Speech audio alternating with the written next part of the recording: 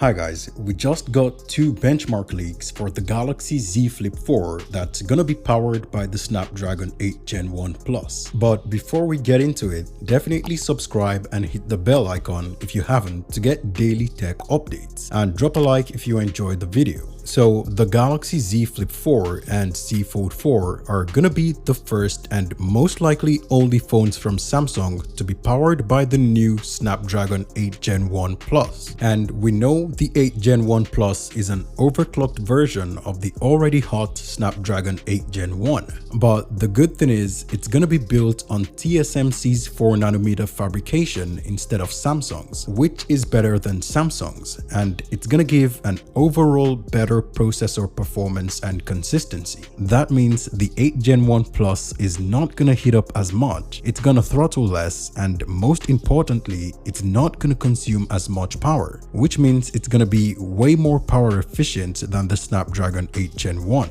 So we can expect an improved battery performance on the Z Fold 4 and especially the Z Flip 3, since it's gonna have a bigger battery than its predecessor. Anyway, we now have an idea of how the 8 Gen 1 Plus is gonna perform thanks to Ice Universe and the Galax, who both posted a Geekbench score of the Z Flip 4. The scores are quite similar, but the one from the Galax is a little bit higher than the one from Ice Universe, and they're both higher than the scores from the Snapdragon 8 Gen 1 Plus, but lower than the multi-core score of the Dimensity 9000. Overall, it's gonna be a little bit more powerful than the Snapdragon 8 Gen 1 while consuming less power and hopefully producing less heat. Ice Universe also posted the configuration of the processor, and it's the same as the 8 Gen 1 but with higher clock speeds on the prime core and performance cores. Now, one interesting thing is Qualcomm clocked the prime core at